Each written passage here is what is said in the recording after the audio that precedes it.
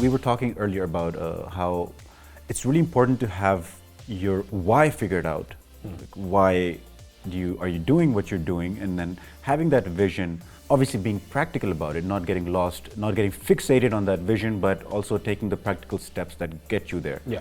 But sometimes people's opinions could get in the way. For example, like people could have fear of what's that person gonna think if I do this? Am I gonna look like a fool? Or am I gonna look silly? Like, what is that person gonna say? And that really becomes the impediment to actually executing towards those tasks that will bring you closer to your goals. Yeah. And that's also a little similar to that idea of that we were talking about earlier, about that comfort zone and doing things that scare you. Yeah.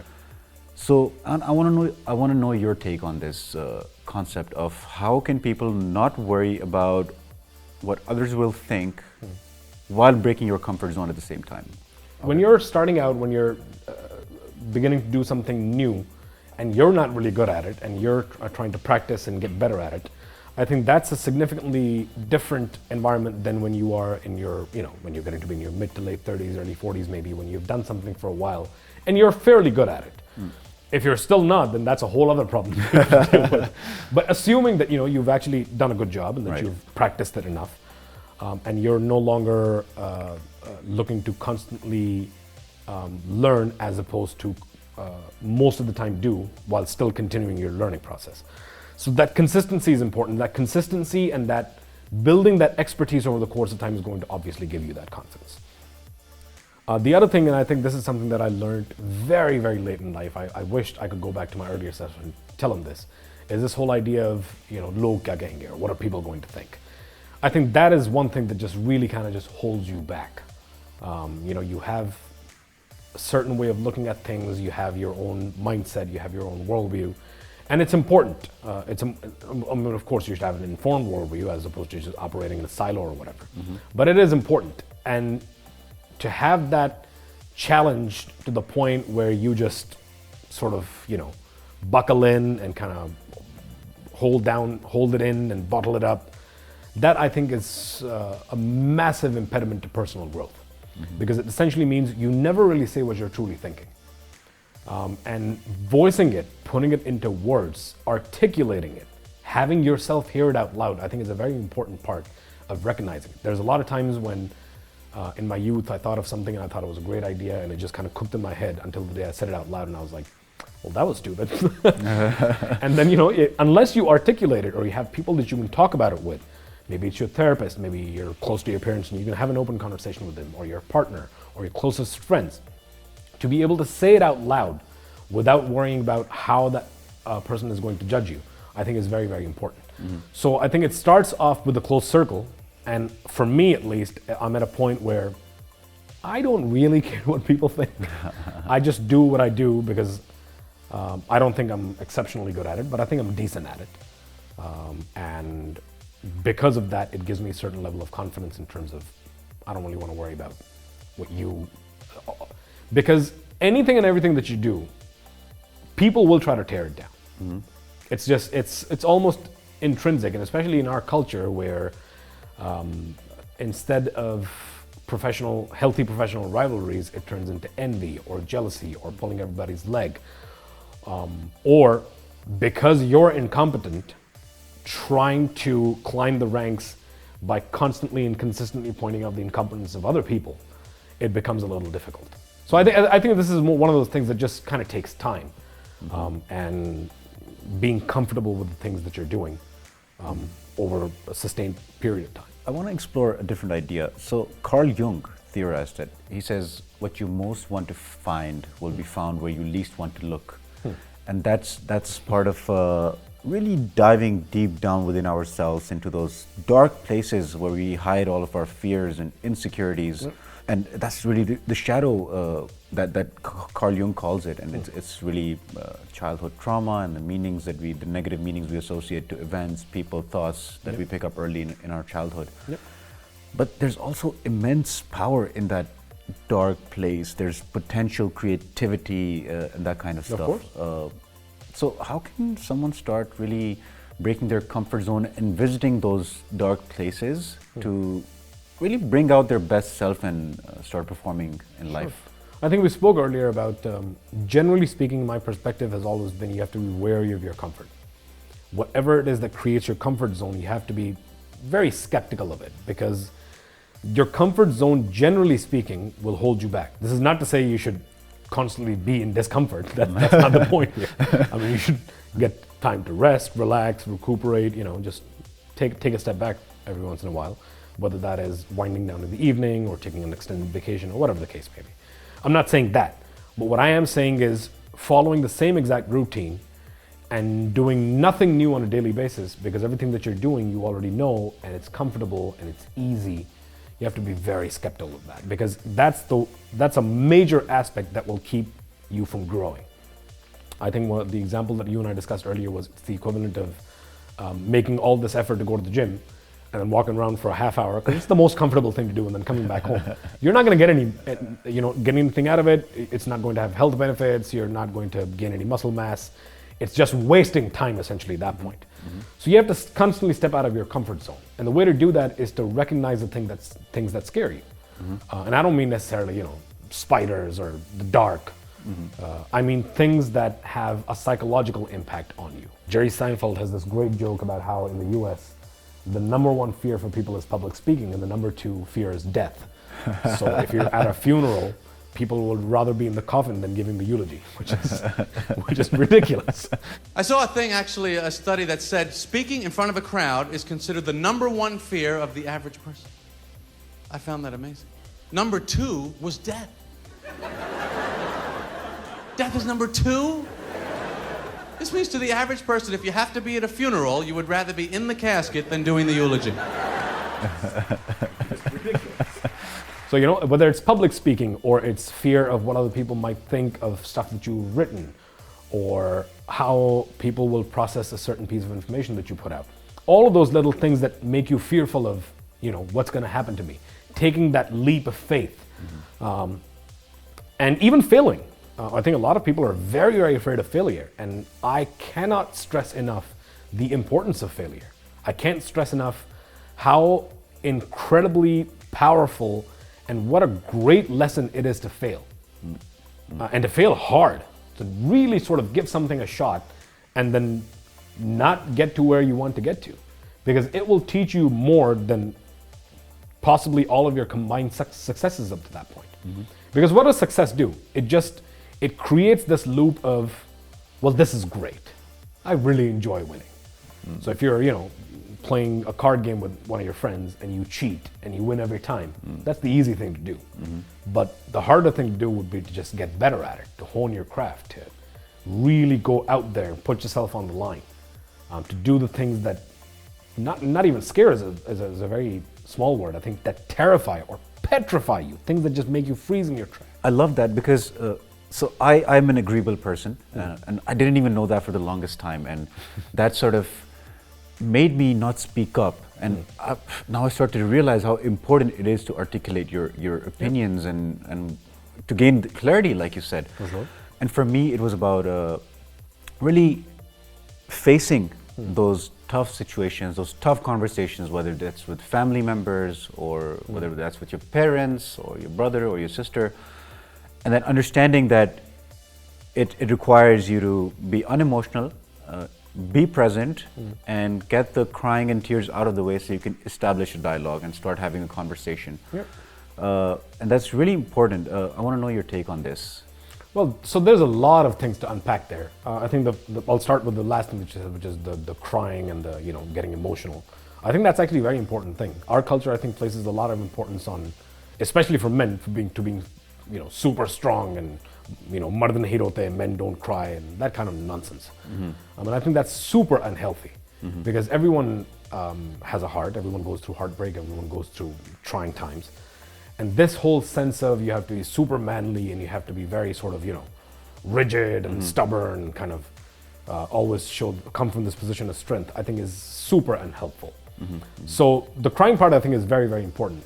I think it's very important for every once in a while to have a good cry. Just kind of get it out of your system. Mm-hmm. Whether that is through having a conversation with the people that are closest to you, or if you're going to therapy, which I recommend for most people approaching their 30s or 40s. because people who are approaching and in their 30s have started going through some stuff in life. So it's important to kind of talk about it. And that's the other stigma that's associated with this society, this whole sense of, well, if I go to a therapist, I'm going to be considered a mental case. Well, no. If you have sharp pain in your knee for a month, you will go to the doctor, right? Because that's the smart thing to do. Clearly something is wrong. You need to go to a medical professional that specializes in that area, an ortho or whatever, and get their opinion on what's wrong with it. But if you're in mental anguish for a long time, if you go to a doctor that specializes in mental health, you're going to be a mental case. How? I've never been able to wrap my mind around it. So that's the other thing that we have to kind of constantly fight against in this culture of, it is perfectly okay for you to go and seek help and talk to somebody, because we all need help. And oftentimes, you spoke about having a conversation with your parents or your brothers. Sometimes that's just not possible, because the trouble that you're having, the trauma that you have, the friction that exists in your life might exist because of them. So how are you going to go and speak to them? So it's important to always go to somebody who you don't know, who doesn't have a frame of reference for your life, who cannot contextualize and be like, well, maybe you should, not really take this personally. They will give you a very unbiased perspective of, this could be personal for you. So that's one part of it. And I think the other part of it is, in our culture, we place a lot of emphasis on, and I think this is also something we spoke about earlier, we place a lot of emphasis on tamiz, of being respectful, of constantly, and for me, it's a weird dichotomy, because on paper, we're supposed to be this, super honorable and very sort of polite and generous culture. But if you were to speak to any individual on the street, every third word is going to be a curse, and it's going to be directed either at your mother or at your sister. So there's this weird cognitive dissonance that exists there. And with that culture, this culture of demanded respect, comes this whole sense of, well, baron ke samne uf nahi karni, and you shouldn't really talk back to your parents, or you shouldn't really be disrespectful to your elder siblings or your elder relatives and whatnot. And I'm not advocating that. I'm not saying you should be disrespectful, but that is not mutually exclusive from letting your feelings be known in a dispassionate way. So, once you've talked it through, once you've gotten the tears, like you said, the tears out of the way, and you've been emotional about it, and you've processed it, and you have a good idea of what are some of the things that are bothering you, at that point, it would be a travesty if you've identified all that, but not really said it to the people that have caused that. Because having that closure with them, having that conversation with them, ensuring that they understand where you're coming from, again, respectfully, dispassionately, having a calm conversation about it. I always say, if you're going to get into a heated argument, if you're going to get into a yelling match, walk away from the conversation. It's not going to serve any purpose. It's something that, for example, my partner and I always try to follow. We're not always successful, obviously, because we're human beings. But we try to do that. We try to do this thing where if one of us is getting very angry about something, or we're bothered by something the other person has done, and the argument is getting has a little more friction, is getting a little more heated, step back from it. Go watch a movie, play a video game, hang out with some other friends, and then come back to the table with a fresh mindset and a cool, calculated sort of mentality around it. So I think those are the two competing aspects in it. I love that. That's so useful. We're coming towards the end, and I admire the way you've networked over your career. You surrounded yourself with a very diverse group of people, which is very interesting to me. Yeah. And obviously, we were talking earlier about this, how if you want to surround yourself with people who operate at that level, and you have to first start with yourself and become that person that people want to be around. And I asked you, what advice would you give to your younger self, let's say 10 years ago, if you had to start over to strategically start networking? And like we said, we're communal beings.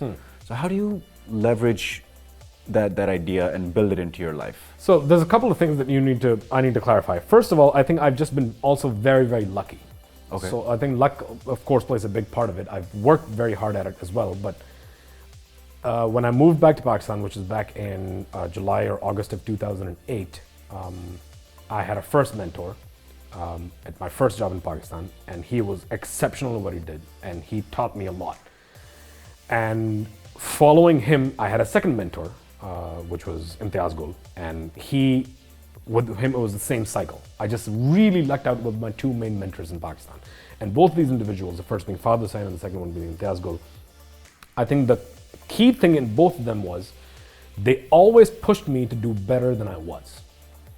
So even if I were to wrap up a project and I thought I'd done a stellar job at it, they would sit me down and ask me, what is it that you could have done better? And they put me through the ringer. So with any kind of new task that I would be given, I would be first trained in it to the point where anyone that was then working in that task, and if they would come to me and say, this can't really be done, I'd be like, well, yes, it can be, because I've done it, and this is how it's going to get done. So that sense of training, I think right behind me over there's a book by Tim Ferriss, and there's another book by him, a really important one, that is called Tribe of Mentors. And it talks about, whatever work environment you're in, don't just rely on your immediate supervisor. Look around, take careful look at the two different kind of people that you will always find in a job environment. There's the type that come in to earn a paycheck. They will do the bare minimum, they will fulfill their job responsibilities, do their job duties, and go home. And then there's the other kind. And this other kind is the one that comes in to make a difference every day. They want to learn every day, they want to push themselves every day, they want to do something better every day, and they want to fight harder every day. Try to see if you can find that person at work and find ways to engage in conversation with them. So that's one aspect of it, basically going around in your work environment and trying to find those important mentors, people that will push you to do better. That's one thing. And the other thing is building a professional network around you. And I think a very important aspect within that, and this applies to basically all relationships, don't be fake. People are not stupid. Especially if you are trying to network with people who are extremely smart and extremely good at what they do. They're going to put together within moments that the only thing you're doing this is because you want to get something out of it professionally, or you have an ulterior motive or whatnot.